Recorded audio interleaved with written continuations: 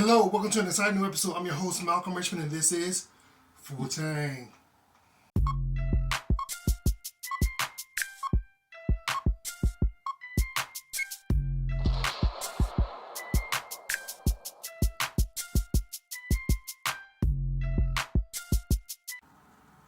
Welcome back to Full Tang, guys, and today we're doing an unboxing of the Micca Spec 1 G2 digital media player. That's right, guys. Now, before we get into this thing, I want to let you guys know that I've had this thing for about a year. And the thing about this digital media player is that it doesn't do Wi-Fi, it doesn't stream, anything like that, just digital videos. Now, the thing about that, it made it important for me, was that I have tons and tons, let's say terabytes, of movies that I love, old school movies, new movies, the entire MCU, you know what I'm saying? So, and the DCEU, some of those. So the thing is that, but the thing is, like, I don't have to worry about DVDs going missing, scratched DVDs, DVD players, you know, stuff like that. I don't have to worry about any of that stuff. I just take basically my flash drive, my 256 gig flash drive, plug it in, go through it, and hit play, and then you also can use an SD card. This is an 8 gig SD card, but 256, a whole lot of it. So these, if you want to see the MCU, this one, DCU, the blue one. Okay, so guys, let's get into the unboxing, alright? Let's do it. Alright, getting into this unboxing, let's get open. And let's see what we got here. So, as you open up, right here, we'll see we have, don't fight me on this, okay, there we go. So we have the actual device, very small, about as big as a MP3 player. You see we have the DC power jack, HDMI. Yes, it does have HDMI, and have the AC, AV, the AV input. Sorry about that, AV input. And then on the other side we have the larger SD plug-in, and we have the remote control input receiver, and we have a USB plug-in right there. That's where I usually plug in my USB. Now I use it, like I said, I use a 256 gig USB. Now I've used smaller, but the 256 seems to be big enough, and it actually comes out really well. And there we have the AC power, the DC power. It has AC input and DC power output. That's, if you guys understand electricity, then there you go.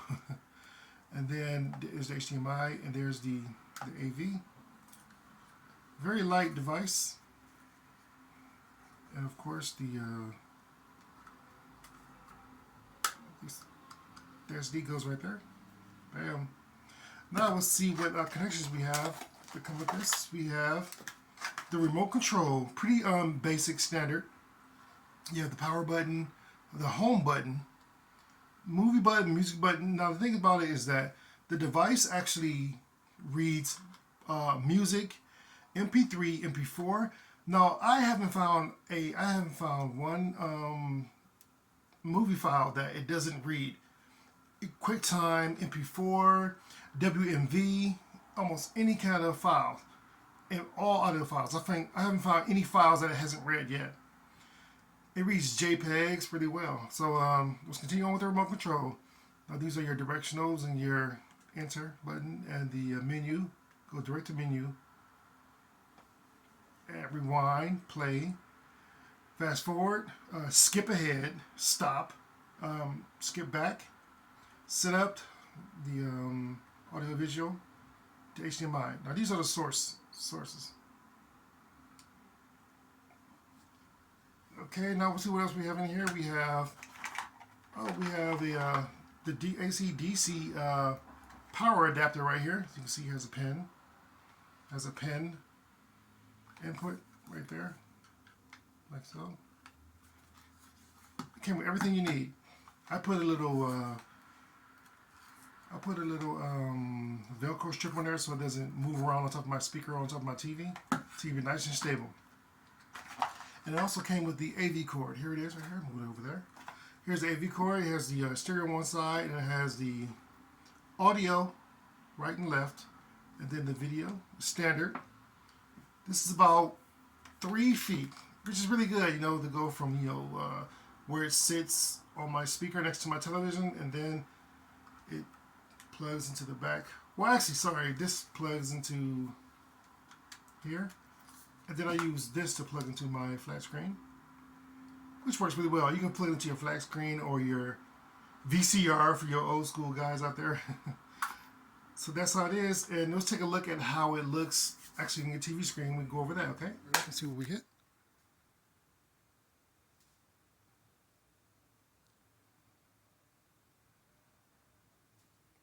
Okay, this is the first view you get when you first fire it up. Now I'm using the audio visual hookup from the device to my flat screen TV, and here are the selections at the bottom. You can see Explorer, which is to go through all through the device, or anything you have hooked up, which is the USB or the SD card or even a hard drive, an external hard drive. So now we got music, where you can play music. And then we have the next selection is movies, all the movies and files I have. And then photos. Now something I noticed, when you select photos, it only will show you the photos on the devices you have hooked up. It won't show you movies or music. It'll only show you the photos. And then we have the settings, which will allow you to show, to see, you know, like the resolutions of each movie. I know it goes up to 1080p HD. So we'll see, when you go to movies, let's click on that and see it has you can select which storage device you want to use. USB storage device. Then next we have your flash card or the SD card, and then of course your external optical drive.